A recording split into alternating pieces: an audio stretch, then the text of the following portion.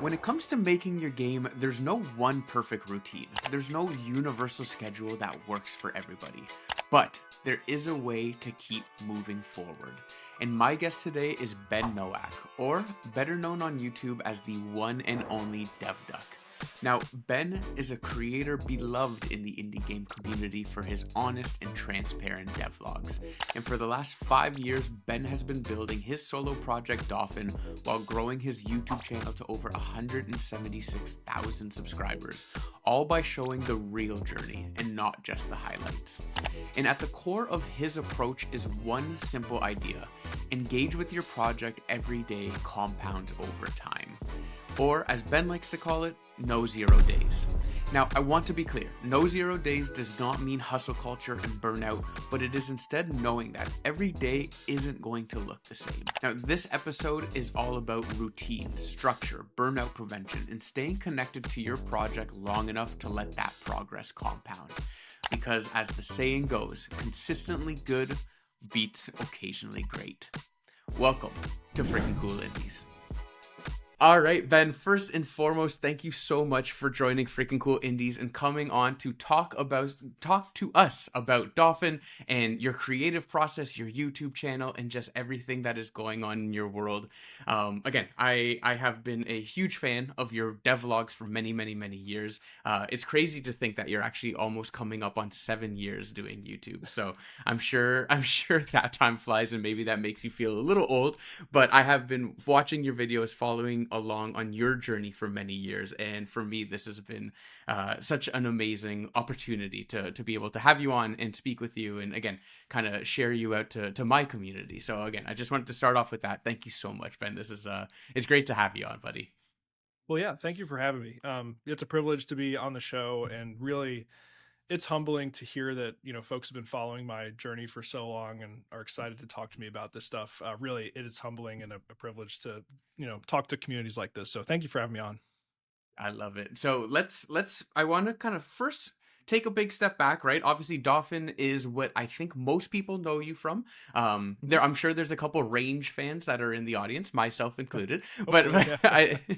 I, but I think Dauphin is definitely the big one there. But I kind of wanted to take a step back even before that, and I know you kind of started your game dev career, let's call it, with a couple small mobile games. There's one Blink, I think Snow Pounce was another one, Hmm. and then Yep. Save Sense, I believe, is the third one there. Oh So yeah. kind of Way starting back. starting Hmm. small, and then from there, kind of stepping into the bigger realm. So my question for you is what did you learn from those projects? What did you learn from those projects, and then what led you into deciding that, hey, you know what, I'm ready for Dauphin. I'm ready to take on kind of a full length game. Yeah, good question. I think really the reason I tackled those projects was that I was following the advice that I see so commonly, and I think it's very good advice. You see this on like Reddit or Twitter. Anytime someone asks like, "How can I get into game dev?" So often I see like, "Just go build Pong, build something simple, build something that's like a really small scope that you can do all the parts of, and share it out, right? Actually, kind of finish it and get it out there in the world." So I really I've been playing video games since I was like a little kid. I got my Nintendo 64 on Christmas morning. Ever since I got into computer science, I was like super stoked on the possibility that I could take what I was learning about computer science and use it to build video games. I always have wanted to build this, big RPG where there's just so much you can do, and um, has a scope probably too big for one person, if I'm being totally honest. But I knew that wasn't the place to start, right? It was like, let's learn what it actually is like to make a game, try to finish it, try to get something out the door, try to follow that advice that you hear so often before moving on to a project that's way too big. And I think that was pretty good advice. It served me quite well. My job is building mobile applications, and I build those as a part of a team typically, and it almost feels a bit easier to build a mobile app than a game, at least as a solo developer, because with the game it's like the artwork, all the code, all the sound design, all the music, and all the game design, right? Yeah. Versus for me, having built apps at my job for so long, SaveSense was like kind of the first solo project I ever did and released out to the world. And that's just a little kind of a simple iOS app to be mindful about your money. Mhm. that was so easy compared to the games that I would later go on to build, and of course now Dauphin. So I'm very glad that I started kind of small and have worked my way up to wherever I am today with Dauphin. Yeah. Yeah, that's awesome. Total side question. What was your favorite N64 game slash what game did you get with your N64 at Christmas? Oh, I got Super Mario 64. Was Yep. completely infatuated with that, but my hands down favorite game of all time is Ocarina of Time, and that will probably Let's never go. change. Let's go. And I'm guessing that's the strong influence of the DevDuck logo having the green tunic. I'm sure there's That's it. some form Yep. of crossover there. That's I Link's love it. hat for sure. I Yep. love it. I love it.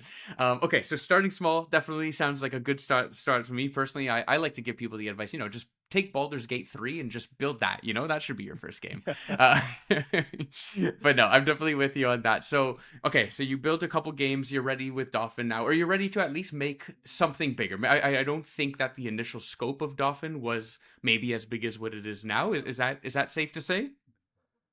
It's very safe to say. I kind of jumped into Dauphin with the mindset of like, all right, I've done what people say. I've built this small game. I'm ready to just have fun architecting an RPG. That really is something that was a strong appeal to me when I started Dauphin.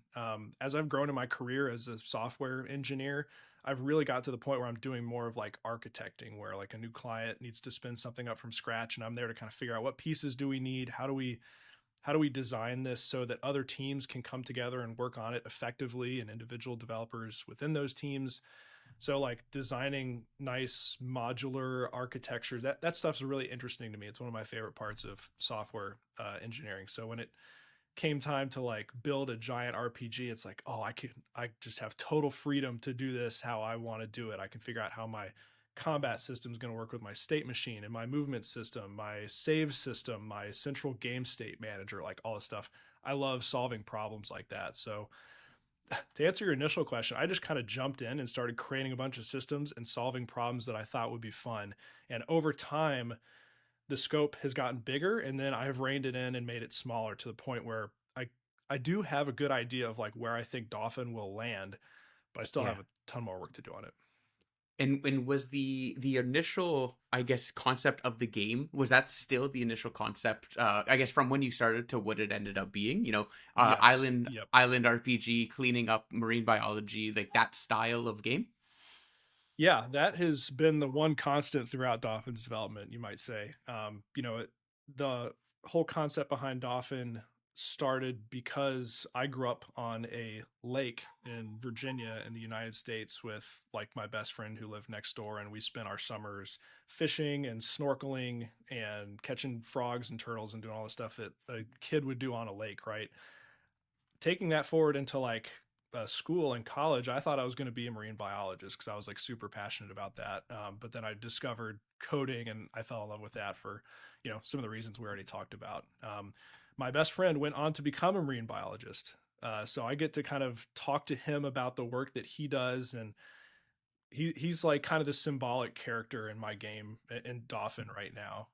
So that's just a way. Dauphin has been a great way for me to reconnect with that passion that I had growing up of kind of interacting with marine life. So that's kind of, I don't ever think that's gonna change. That continues to be just a great theme for Dauphin for me.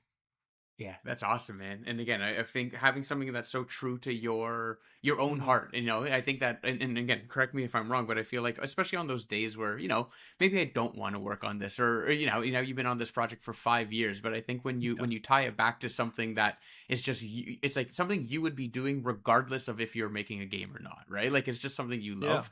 I feel like really helps to make things a little bit easier, especially on those long haul days when you're just like, again, what am I doing here?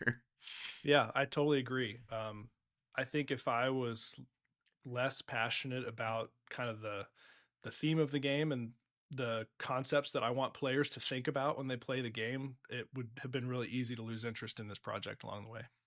Yeah, that's awesome. So now we have kind of the starting foundation here, and I want to spend some time to talk about YouTube. Right? Again, I think that Mhm. is from the sites of it. It looks like YouTube is currently your main form of marketing. I believe you're also on X, but again, if we're talking Mhm. about, let's call it reach, I think YouTube definitely seems to be your number one spot there. So Mhm. why YouTube? Even maybe just to start there at the beginning of it all, right? Like I said, we're almost at 7 years, and what kind Yeah. of sparked initial interest?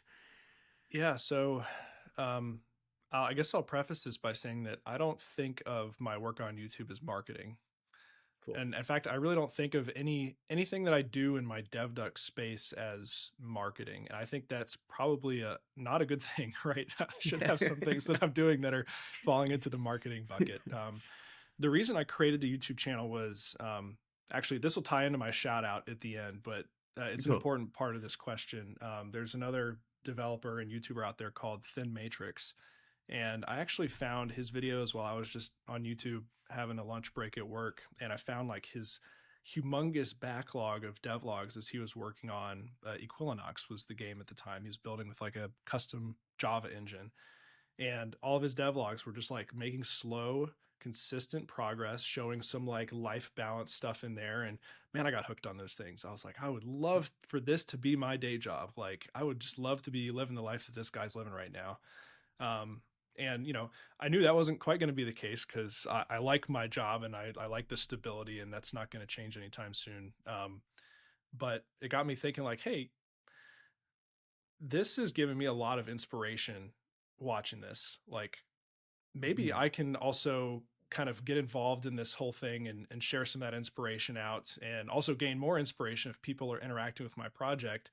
If I create my own devlog series, why not try it, right? Nothing to lose. So as I started building Blink, which was my first, I guess my first real game, you would call it, that went out for iOS and Android, I was thinking, let me just start up a devlog series. I bet if even like one, five, 10 people are giving me feedback on the game or commenting on these videos, it'll help motivate me to stick with it and kind of finish this project for once, right? Actually Yeah. finish a game project. And that was definitely the case. People were commenting on my project. They were enjoying the videos, which were very much in like Thin Matrix's style.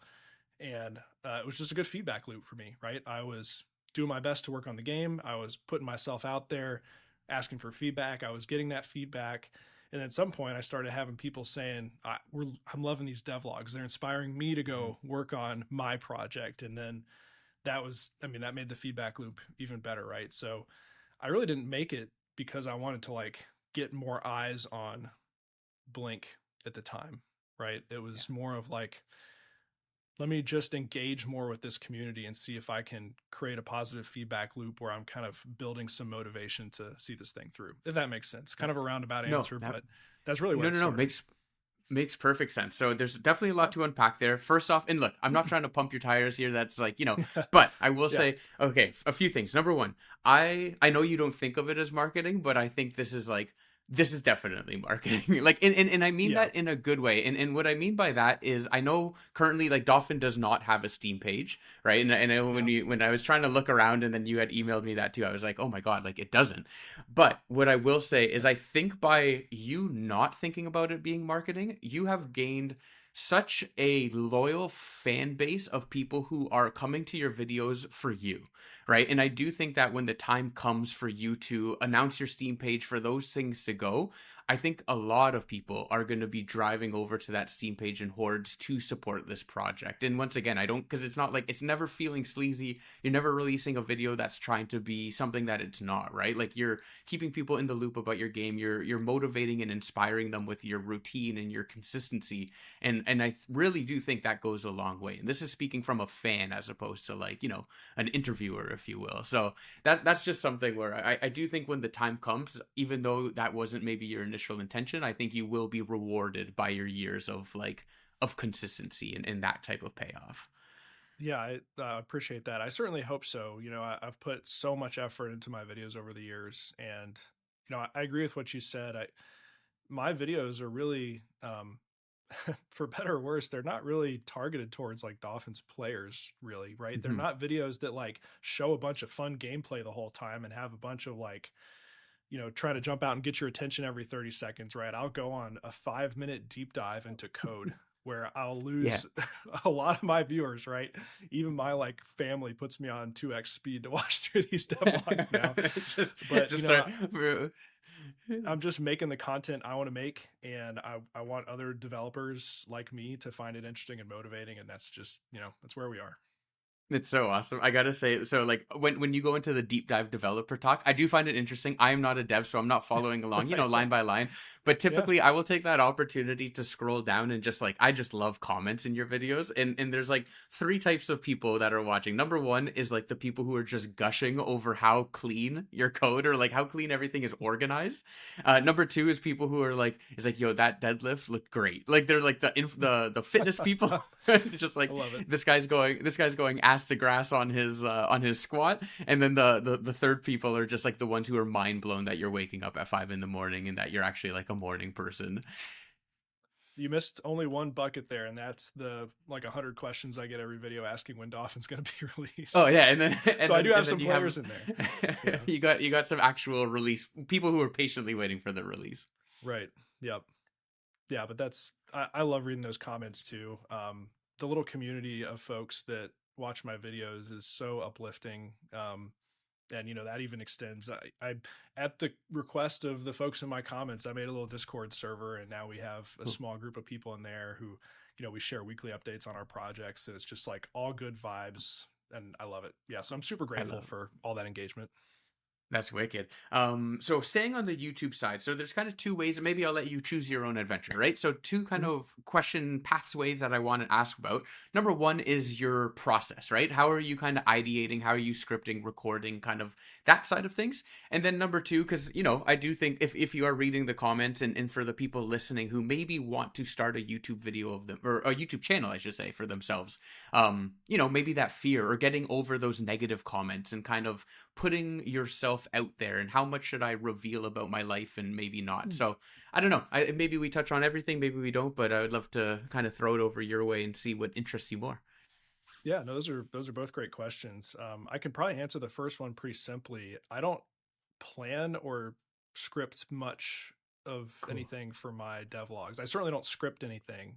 I used to kind of take some notes on some application on the side if I was like struggling to get through a specific clip that I was trying to record. But these days, I really just wing it. The only planning I do is for really the scope of development that I want to include in a particular devlog. I will say a devlog will typically be like either I want the devlog to encapsulate a certain new feature that I'm building, or I want the devlog to just be like a week of progress, right? And I don't care what I finish; it's just going to be a week of me working on it. And that's really the only planning I do is trying to make sure I have some reasonably scoped uh, amount of content for a given video. So for better or worse, right? But yeah, there's no scripts or anything. That's awesome. That's very, very Yeah. cool. So week of it's just like, all right, next 7 days we whatever happens, I'll take some clips of it, and then again you're adding your B-roll, adding everything else, and then all right, Yeah, cool, it edit it's launch. really just it's not always convenient. In fact, it's typically very inconvenient because when I wake up and I've got my coffee at like 5:20 in the morning or something, I don't necessarily want to also be like trying to set up my camera and coordinate a nice looking shot or time lapse while I'm coding. But that's really all the devlogs are. It's just I'm adding a camera into something I'm already doing, and those become videos. And you might wonder, like, well, why don't I just make more videos? Which is a good question. But they just take so long to edit, and I feel like I'm already doing so much all day that's hard to find time for it. So I have to really like build up the motivation, be like, all right, this is devlog week. I'm gonna record a ton of footage. I'm gonna edit a ton of footage. It's time. Yeah. I've waited too long since the last episode. Yeah. That's awesome, man. And again, I think the fact that you've built such a following gives you that flexibility and freedom, right? I think Mhm. obviously people starting off, you're kind of forced into a bi-weekly cadence, and you really have to stick to that. Otherwise, the algorithm gods they don't smile upon you. But I think kind Yeah. of you've managed to get away from that and kind of be able to dictate your own schedule, which is really cool. Yeah, I think there's even a potentially deeper question here of like and I think I talked with Thomas Brush about this at least briefly, but it's like, am I a YouTuber or a game developer? And I firmly sit in the camp of game developer, right? I don't optimize anything about my YouTube stuff. I don't try to post videos of a certain length. They all end up at 15 minutes magically, just because that's somehow how I've recorded them. I don't aim for that amount of time at all. I don't post very frequently. I don't put a ton of. I'm not sitting there agonizing over my title and thumbnail. I'm trying to get better at doing shorts just because those are easy. I can cut them from my videos. But other than that, I'm really not trying to like optimize the YouTube algorithm, right? I'm just trying to build a game and make some videos about it. So That's yeah. awesome. Do you think that will change at all as Dauphin gets closer to like either launch or early access or kind of, whatever the end plan is there for the launch of the game? I think so. And I really think that's probably when my marketing, my efforts on YouTube would include some more thoughtful marketing rather than just me posting videos of me talking about code, right? Yeah. There was a game recently that came out called Megabonk. I don't know if you've played it, Yep. but man, the developer just had some shorts that were popping off and getting like millions and millions of views, showcasing like a minute of like super fun looking gameplay, and that really kind of gave me some thinking to do about like, yeah, once Dauphin is kind of a bit more feature complete, maybe we've got that vertical slice, maybe we have a Steam page and we're thinking about doing some like beta alpha testing, like even then maybe starting to actually post some things that are kind of more gameplay focused on Dauphin, not just how I code it and my morning routine, which is what all my Yeah. shorts are right now. So yeah, that kind of thing's definitely been on my mind. Yeah, awesome. And again, I guess as the game kind of progresses as well, then you'll have more in depth within the mechanics that you can show off and try to like, all right, cool. Let's actually look for like the actual target audience of the people that are going to be buying this game. Yep. Yep, and I think I'll have good content for that, right? There's like a Yeah, handful of different individual skills in Dauphin that I want you to be able to train in like a RuneScape-esque way, and of course, the underwater, overwater exploration stuff. So there is content that I'm excited to make. It's just not yeah, ready yet. Hopefully soon. absolutely. Yeah, and I guess the nice part about doing this also for so many years is each one is a crack at the back, right? Like you're now familiar Hmm. with your editing software. When it comes time, you're ready to kind of jump in as opposed to like, how do I find Oh yeah. the snipping tool, right? Right. Yep. Definitely. Yeah, awesome. Awesome. Any kind of final pieces of advice for any developers out there, Ben, who are considering starting a devlog? Again, what's worked for you, what's not, just anything that you Yeah. would I mean, point I their way. definitely wanted to come back to your question about, how do you, I guess, how can you get started? How can you deal with maybe some negative comments and stuff? Um, I'm not an expert, right? I've had success and I can't necessarily put my finger on everything I've done that has helped me be somewhat successful on YouTube. I will say that apart from always just trying to make your content a little bit better with each video that you post, whether that's like some better audio, some more interesting B-roll, being more concise, just little things along the way. Um, I would definitely say make the videos that you want to make and make the videos you want to watch. That's exactly what I did. And again, I can't say for sure that that's what attributed to my success, but like I found Thin Matrix's channel. I loved the style of his videos, and I wanted to make videos that were kind of like that I enjoyed watching. And that's what I've done. And other people have found enjoyment in that too. So you just gotta, if you're not making videos that you really enjoy making and watching, then you're going to burn out, it seems to me. Like I would have no luck if I was trying to, copy Mr. Beast and make these videos where I'm changing context every 30 seconds to try to hold maximum attention. Like that would drive me nuts. So I'm just doing what is exciting for me. And I think that's what gives you the longevity to do that year over year. I love it. I love it. On one of my last episodes, I interviewed the husband and wife creators of the game A Little to the Left. It's like a I nice saw little some of that. cozy puzzler game. And again, so from a like quote unquote, let's call it marketing side, even though they Mm. shared very much the same sentiment as you, where it's like we made what we want to make. we improved on the things that we wanted to improve upon, but never did they go into it with like, how do we maximize the algorithm Right. for this? Hmm. And it's really, again, they shared very similar interests, and not even interests, but they shared very similar sentiment of just like, just do what feels natural to you, and the reward comes out of that, because it is something that people can feel and see on camera, and it makes it people want to kind of continue on that journey too. Yeah, I think, people, it almost feels weird to talk about this. It feels less authentic to talk about it, but I think people do respond well to authenticity. Yeah. And I think that's part of what I do. I get so many comments, maybe you've seen these as well. People are like, this guy doesn't really wake up at 5 a.m. Like he's just got this YouTube thing where he pretends to wake up. And it's like, you can think that. This is it, man. This is what you get with my channel. Like, this is it. Ben, we all know you get up at 9, you change the clock to 5, you hit Right? record, and then you got to go back Yep. and change it. Okay, come on, I'm on to Yep. you too. All right. Caught me. Actually, that's actually a perfect segue, because I do actually want to step away a little bit from the game side and jump into, let's just call it the productivity side, right? I think, Hmm. once again, making a game is a marathon.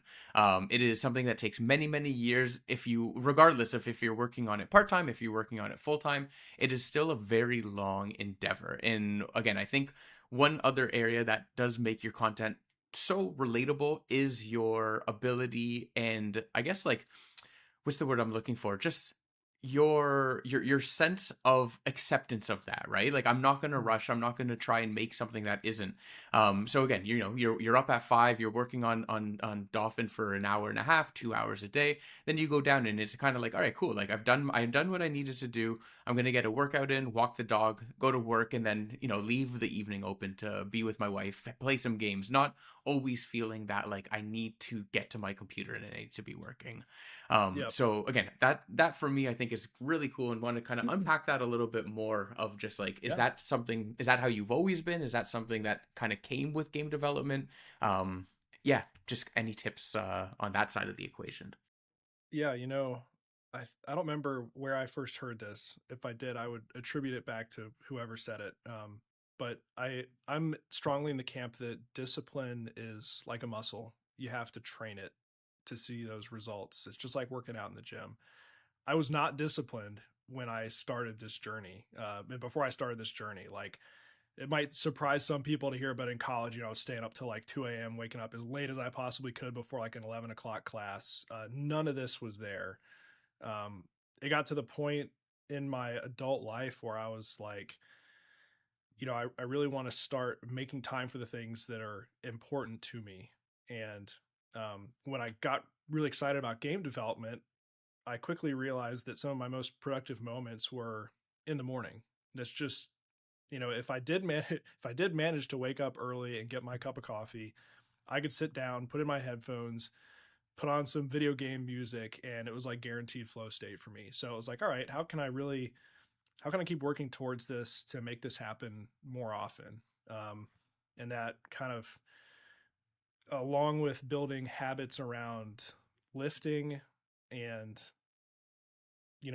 journaling things, just like trying to make a better use of my time, it just helped me kind of push that wake up time back to the right amount for me, which is 5 a.m., and kind of make time for those things. And I don't know if they say it's like 21 days to form a habit or something, but eventually Yeah, it did stick with me, to the point where, I've got this routine and it helps me achieve all the things that I really want to do in my life. So yeah.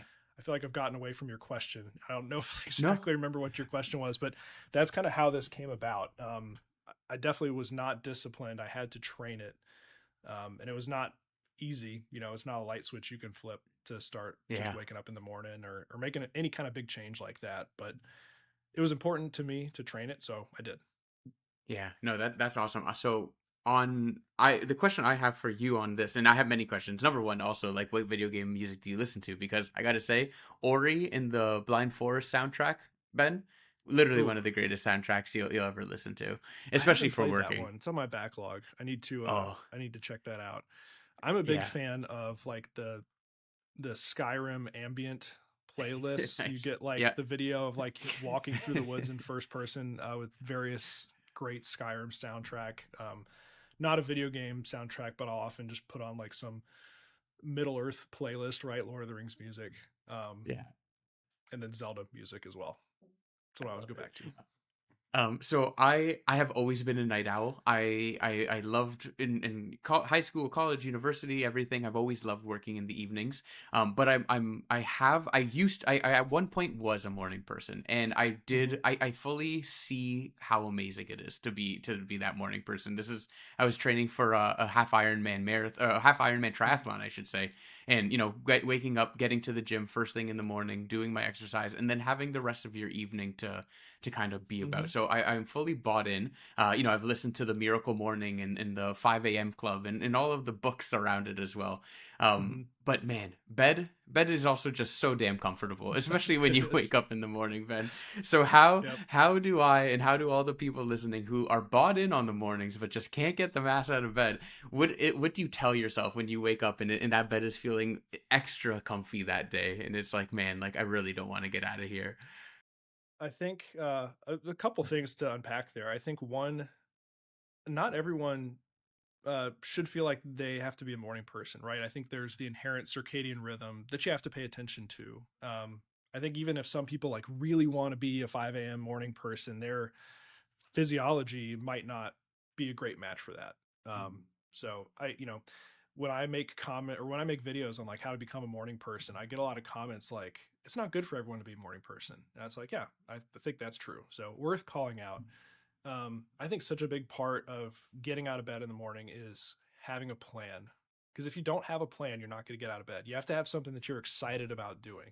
For me, it's having that cup of coffee and writing code and making Dauphin. Like that is genuinely exciting to me enough every morning to get out of bed. But I would say you actually have to go like even more granular than that. Your plan has to be like literally what are you going to do the moment that you swing your legs out of bed, right? It's like, and I talk about this in my very old how to be a morning person video, but like I have my clothes set out and ready to put on right away so that I'm not freezing cold. I've got my little bathroom routine to brush my teeth, wash my face or whatever. I know I'm going to go down and make coffee and then I'm going to be in the zone working on my game. There's no like time that's going to be wasted. There's no scrolling on the phone that happens to get in my way. So I really I try to optimize every moment to make sure like when that alarm goes off, I know it's going to happen and I don't really have to make a choice, I guess. That's awesome. Okay, so and I love the again, you just kind of right to the bathroom because I have my phone or I have my phone in a different room, so I'm at least forced to get out of bed. But I think I'm gonna move that charger over to the bathroom and have my toothpaste out, everything else, because then it's like as soon as you do that, then I at least kind of helps. But I love that, and I'm guessing like the night before, whatever it is, you're kind of like, all right, these are the first tasks that I'm getting to. So you sit down at the computer and you're not even wasting any of that brain power trying to figure out, okay, like what am I doing now? Yes, there have definitely been times, and I really do intentionally try to limit these where like I sit down at my computer in the morning with a cup of coffee, and if God forbid I didn't have a task lined up, I'll just open up and doom scroll or something, which is like, God, I don't want to wake up early to do that. What a waste of Yeah. time, right?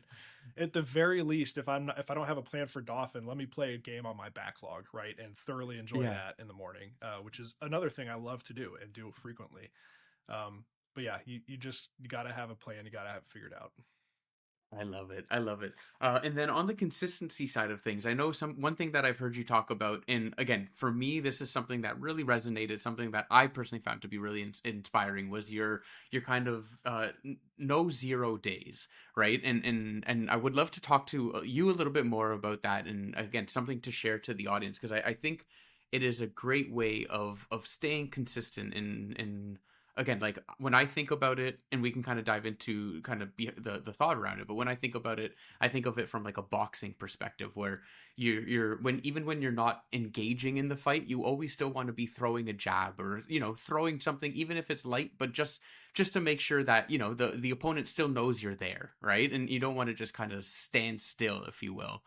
So Yep. yeah, I would love to just chat through about your no 0 days mindset and kind of theory, if you will. Yeah, I just think engaging with whatever you're trying to work on every day can have such a profound effect in the long term. I think it was probably, and I might be misattributing this as well, but James Clear in Atomic Habits, I think he has a moment where he talks about like when a plane like leaves the runway, if they just turn like 1 or 2 degrees, then their final destination is going to be so much different. For me, the no zero day is just like doing that 1 degrees every day to try to impact where I am 30, 60 days from now, a year from now, right?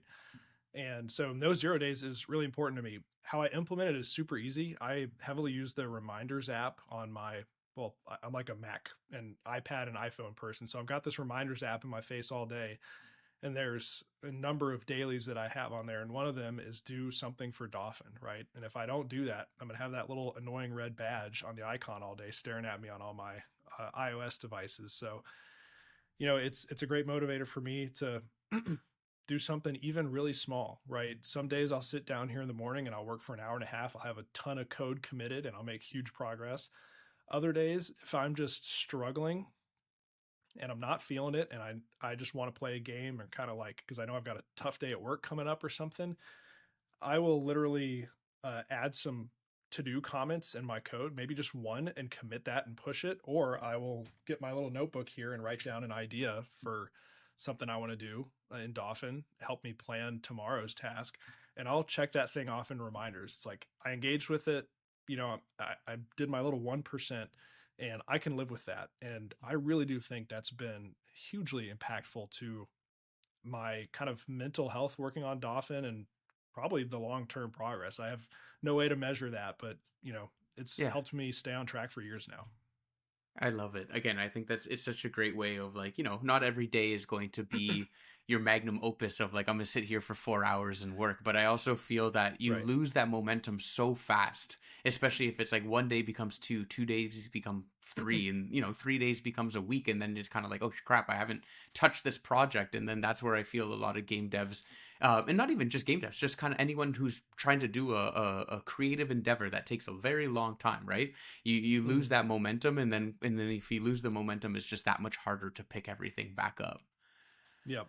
I totally agree. There have been times earlier on in Dauphin's development where maybe I had just worked on like a really, really cumbersome devlog that took me a long time to edit. I just got totally burned out because I was grinding in the code to try to get a feature done for that video, which I then rushed to edit. And I was like, holy smokes, I need a break. And I don't even think about my YouTube channel or the game for like a week, sometimes two. And coming out of the other side of that, I always felt horrible. It was like, Yeah.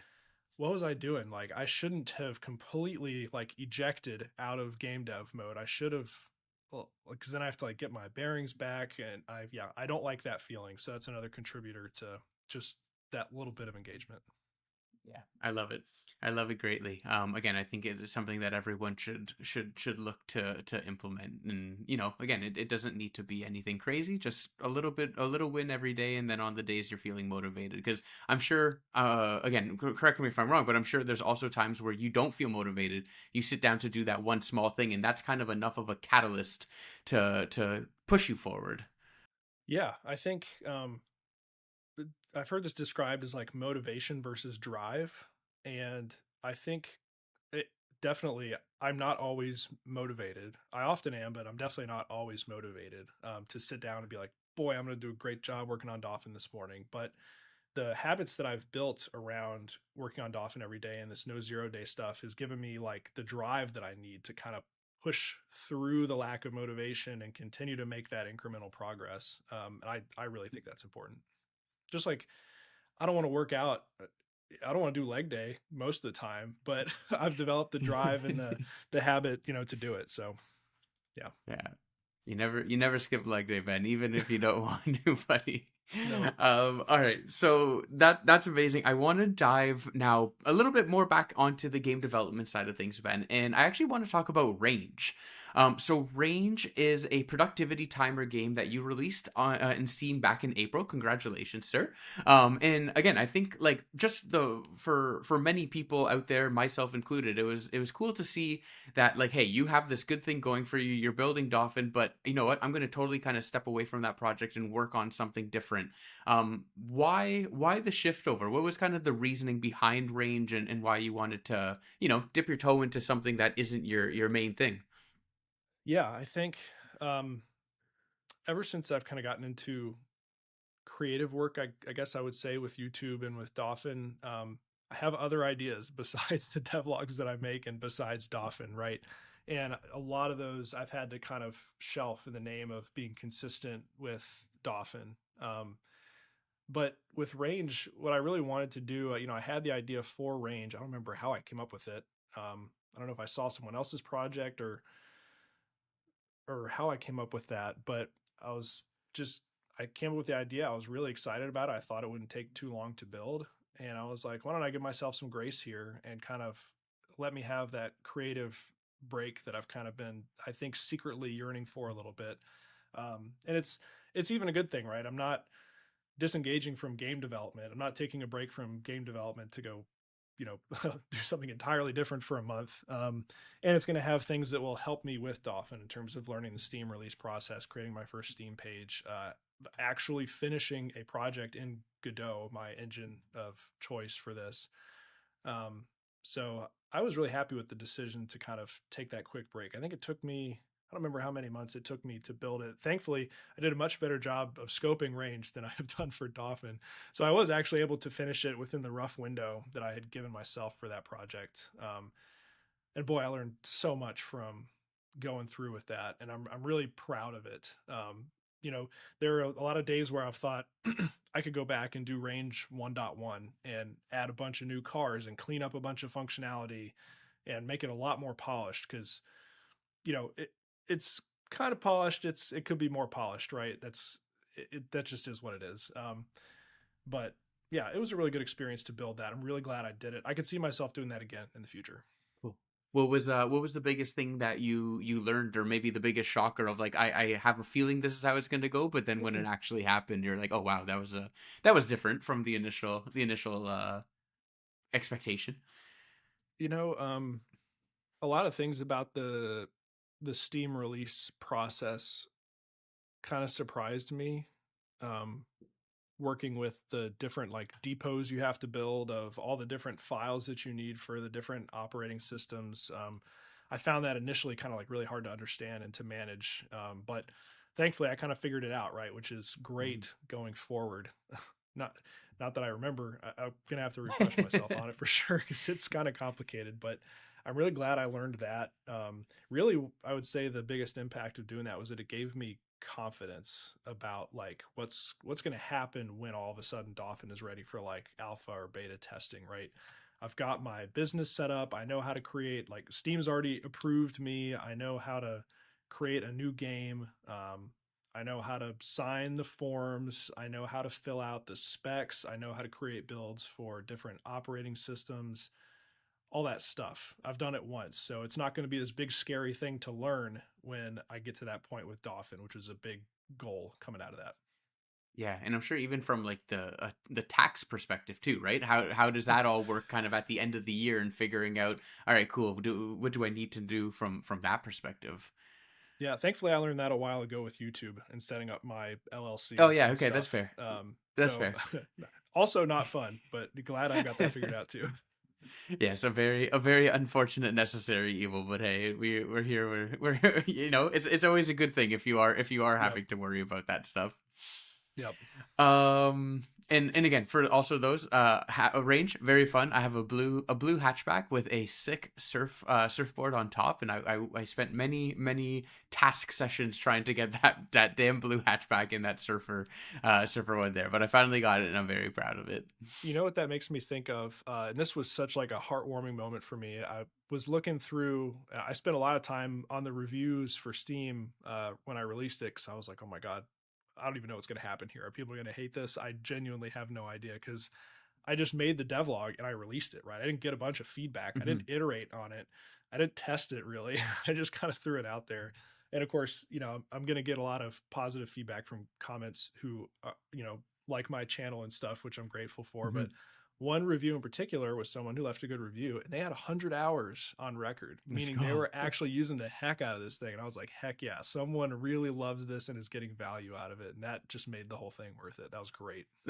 That's awesome. And I feel like because it's also a productivity timer, it's like that. It's not just like 100 hours of sunk costs. Like that means that they've also done 100 hours of something, right? Something Yeah, in they've their got life. value from it. Yeah, exactly. Yeah. So that's for wicked. Yeah. For me, I had once I unlocked the things that I wanted, aka the blue hot hatch and then the surfboard. Now I have all Yep. this gold that's just sitting there, and I was like, man, I don't have anything to spend it on. Like, That's part of the polish that I was talking about. I really should have there should be more stuff to unlock. But yeah, fun uh, fact that hot hatch is based off of my WRX. So that's a oh, little let's fun go. Easter egg in there. Yeah. Let's go. Subaru WRX, fantastic car. Yep. Just rally racing all over the place, eh, Ben? Yep. Love it. Amazing. And now, okay, so from the Dauphin perspective, I have to ask you because we touched upon it really quickly earlier in the podcast, but again, you do not have a Steam page for Dauphin, and I think you're a madman. I'm sure other people Yep. also yell at you too. So talk Mhm. me through this, Ben. What's going on here, buddy? Um, totally fair. I think Thomas Brush thought I was a madman too. I think everyone does, and I think I probably am at the end of the day. Um, I could definitely take this weekend and set up a Steam page. There's nothing that's really holding me back from that.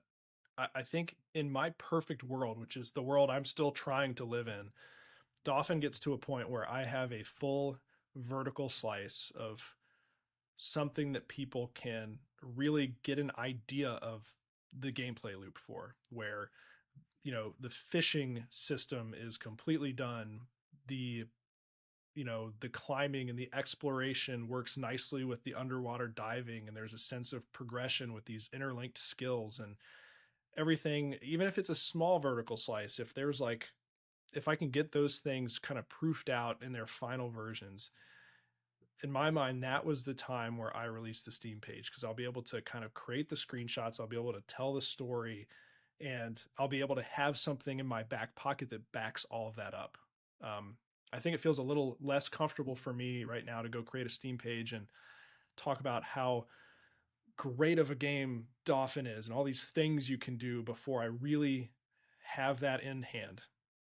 There might be some flawed logic there when it comes to marketing, but that's how I feel about it, and that's why I don't have Steam page yet. I think that makes perfect. Again, I think that makes perfect sense. It goes back to even just your whole philosophy on the YouTube channel, right? Like it's Mm-hmm. doing things that feels right for you, and at the same time, if you want to have that vertical slice before the Steam page, I think that's very fair. Yeah, yeah. It's I think people take different approaches to it, and my mind might change. Especially as I get closer to that, maybe I'll decide, all right, I'm close enough, I can go ahead and do this. But Yeah. right now, it just doesn't. My priority is just getting closer to that vertical slice right now. To me, starting to, and this, I'm sure this is a flawed mentality, but starting to get wish lists right now, I wouldn't care about that. I really want Dauphin Hmm. to be better. That's my Yeah. priority right now.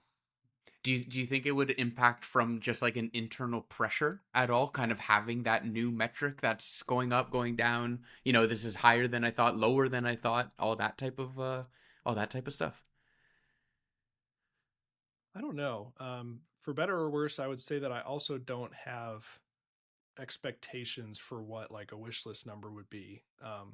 You know, I think part of that again was learned from range. It's not like I can say, oh, I've got 175,000 subscribers, so I'm going to have 175,000 wish Yeah. lists. Right? It doesn't work like that. So I kind of, maybe it would put some pressure on if I had some of that, but at the end of the day, it's like I'm already putting everything out there in terms of what I'm building. People know where I am Mhm, with it. mhm. Um, there's enough pressure to finish it just from that, from all the people who are excited for it. So I don't know if it would add anything.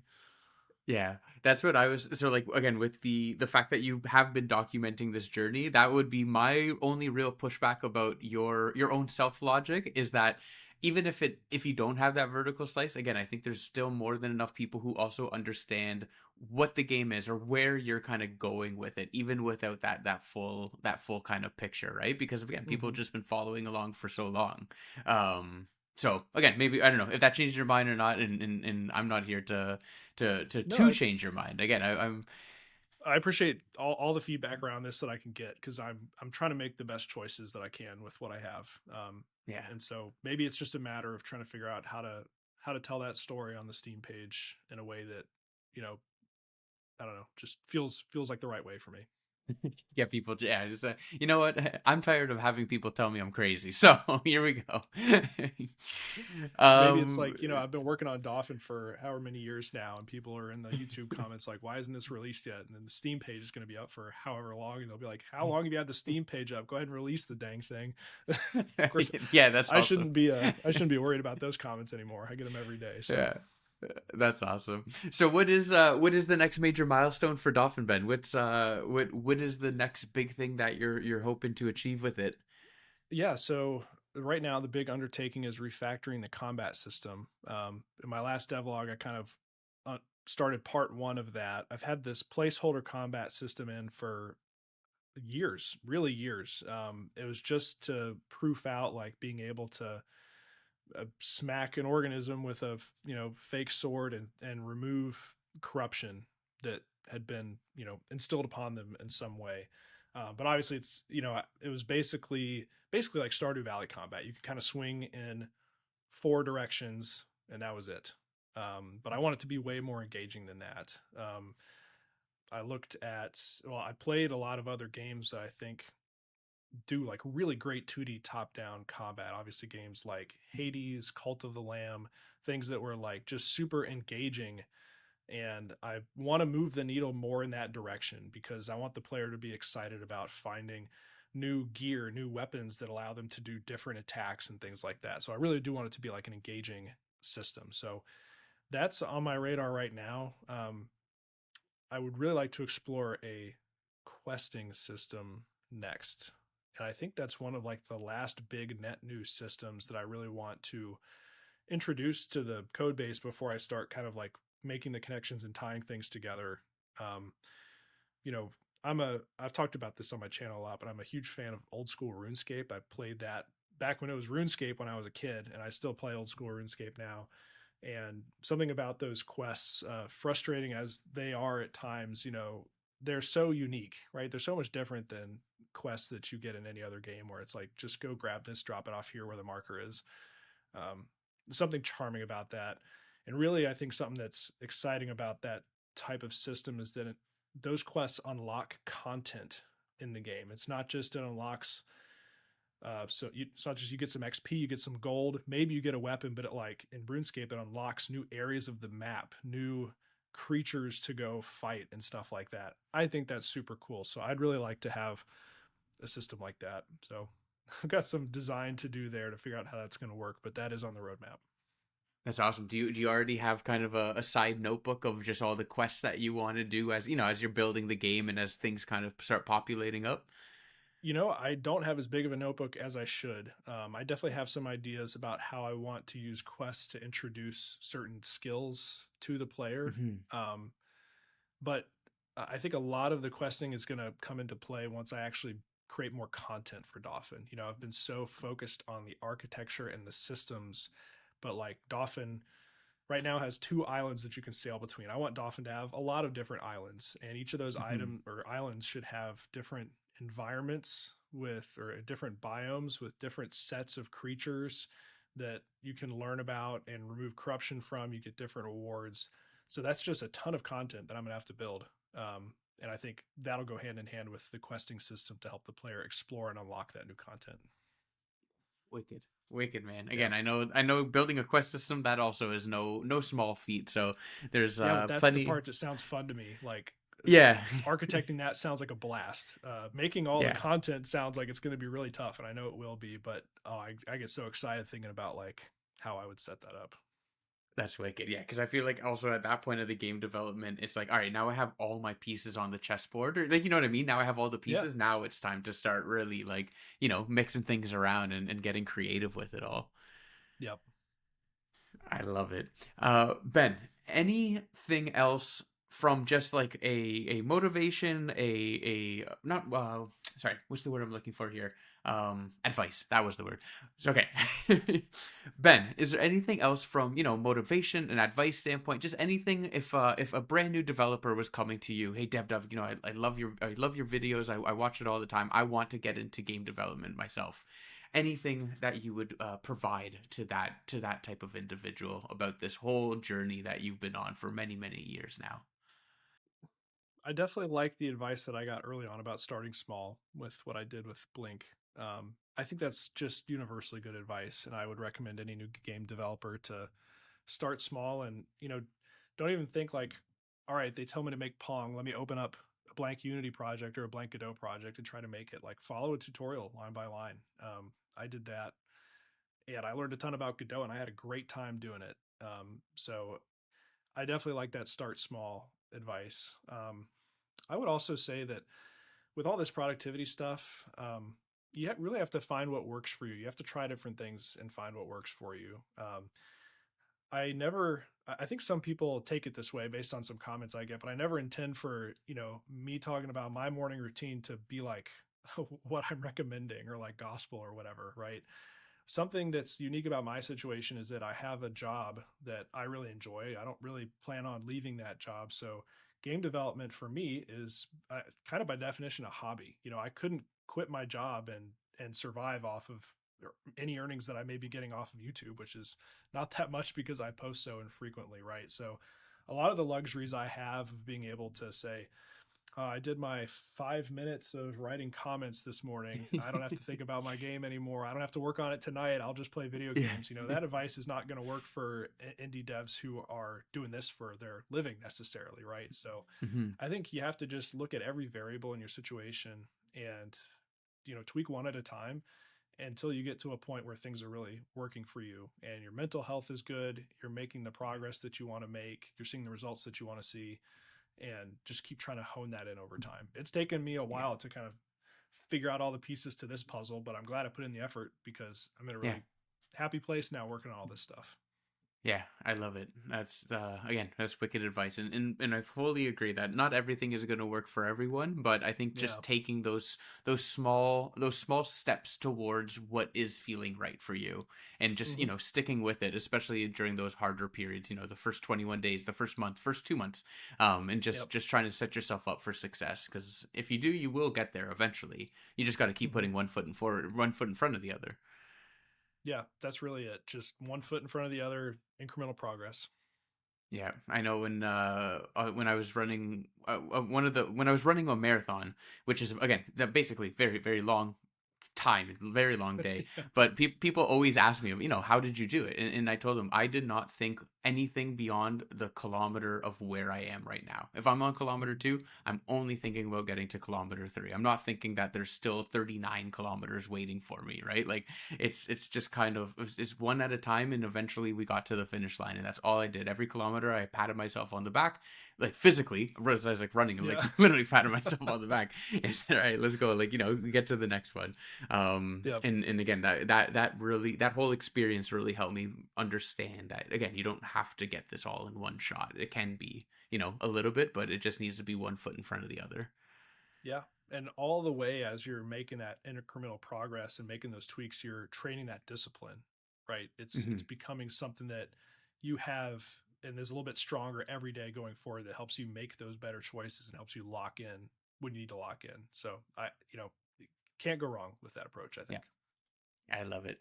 All right, Ben. So to wrap up the talk, every single one of my guests, the what I always ask them to do is to shine a spotlight on an indie game or an indie developer that they love, someone who inspired them, or just someone that they're playing right now that they want to shout from the rooftop and kind of pay it forward. So, is there anyone that you have on your side that you would like to shine a spotlight on?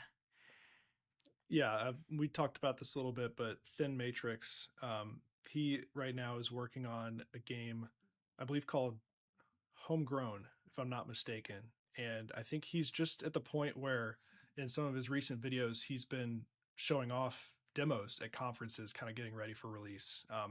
I have him to thank for so much motivation getting me started on my channel and really making me feel like I could do this, build something solo in my free time. I don't think I probably would have started my YouTube channel had I not found his. So I'm just really grateful for all the content he puts out, and I definitely wish him a ton of success with the release of Homegrown.